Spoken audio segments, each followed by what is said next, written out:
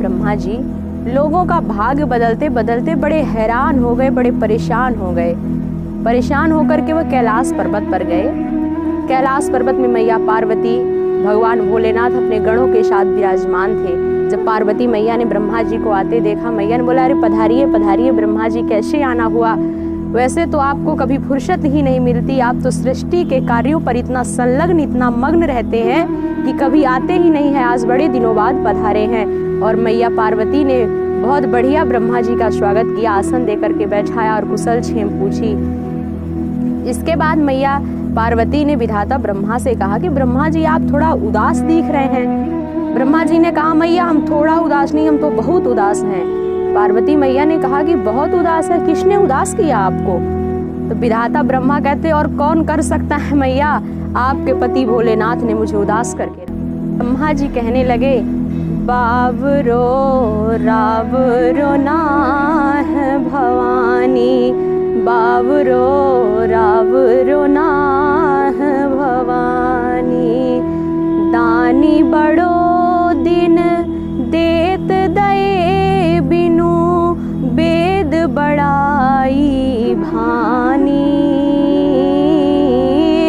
निज घर की बर्बात बिलो कहूँ, हो तुम परम सयानी, बाबरो रावरो नाह भवानी।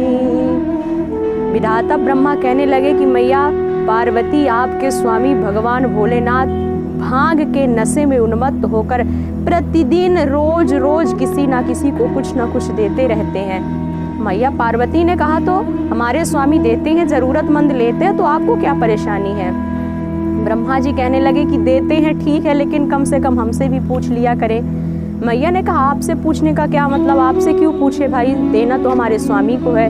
अरे विधाता ब्रह्मा ने कहा कि मैया इंतजाम का काम तो हमको सौंप दिया, अब किसी को कुछ भी दे देते हैं। अरे कम से कम एक बार हमसे भी पूछ लिया करे कि अंदर कुछ है तब ना हम देंगे।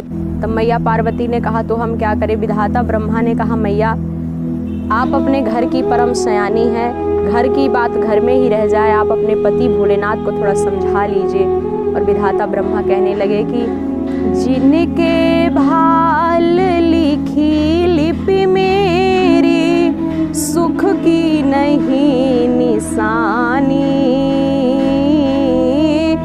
तीन रंकन को नाक सवारत, हो आयो न कमानी, बाबरो रावरो नाह भवानी, बाबरो रावरो नाह भवानी।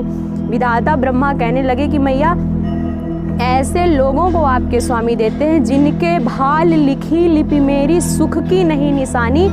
जिस व्यक्ति के भाग्य में मैंने लिख दिया है कि इसको कभी सुख मिलेगा ही नहीं जीवन पर्यंत, अगर ऐसे भी व्यक्ति आपके शिवलिंग पर जा कर के 2 लोटा जल चढ़ाएं, 2 दाना चावल चढ़ा दे, बेलपत्र चढ़ाकर बम भोले किए, आपके पति प्रसन्न हो जाते हैं, मांगो वरदान। ऐसे लोगों को जिन्होंने कभी किसी को दान नहीं दिया, किसी दीनहीन को देख करके उनके मन में कभी दया नहीं आई, किसी साधु किसी ब्राह्मण को उन्होंने कभी दान नहीं दिया, ऐसे भी लोगों को आपके पति दे डालते हैं। अब ऐसे लोगों के लिए स्वर्ग सजाते सजाते सजाते सजाते तो मैया मेरे नाक में दम हो आई है, अब मैं बहुत परेशान हो चुका हूँ। पार्वती मैया ने कहा कि तो आप क्या चाहते हैं? विधाता ब्रह्मा ने हाथ जोड़ करके कहा कि यह अधिकार सौंपिए और रही भीख भली मैं जानी। विधाता ब्रह्मा कहने लगे कि मैया ये जो भाग्य लिखने का अधिकार आपने मुझे दे रखा है ना मैया, अब मैं इस पद से अपने इस्तीफा लेना चाहता हूँ, आप मुझे इस्तीफा दे दीजिए और ये जो भाग्य लिखने का कार्य है किसी और को सौंप दीजिए। तो पार्वती मैया कहने लगी कि अगर भाग्य लिखने का कार्य हम किसी और को सौंप देंगे ब्रह्मा जी, तो आपकी रोजी रोटी कैसे चलेगी? तो ब्रह्मा जी कहते हैं कि मैया भीख भली मैं जानी, मैं भीख मांग के खा लेना पसंद करता हूँ, पर भाग्य लिखने का काम कम से कम ये सिरदर्द तो मेरे पास नहीं रहेगा। और जब विधाता ब्रह्मा ने इतना सुंदर व्यंग से बात कहा तो तुलसी मुदित महेश मनहि मन, जगत मातु मुस्कानी बाबरो रावरो नाह भवानी, बाबरो रावरो नाह भवानी। जब विधाता ब्रह्मा ने इतनी व्यंग भरी बातें कही तब भगवान भोलेनाथ मन ही मन मुस्कुराने लगे और जगत जननी जगदम्बा मैया पार्वती भी हंसने लगी। फिर पार्वती मैया ने अपने पति भोलेनाथ से पूछा कि स्वामी आप ऐसा क्यों करते हैं? ब्रह्मा जी आपकी शिकायत लेकर मेरे पास आए हुए हैं कि जिनके भाग्य में उन्होंने सुख नहीं लिखा आप ऐसे प्राणियों को भी दे देते हैं, आप ऐसा क्यों करते हैं? तब भगवान भोलेनाथ कहते हैं कि क्या करूं देवी, अहम भक्त पराधीना, मैं भक्तों के अधीन हूँ। भक्त जैसा कहता है मुझे वैसा करना पड़ता है, मैं तो भक्तों के अधीन हूँ। और भगवान भोलेनाथ कहने लगे महादेव महादेव महादेवेति यो वदेत, एकेन लभते मुक्तिं द्वाभ्यां शंभुर्ऋणी भवेत।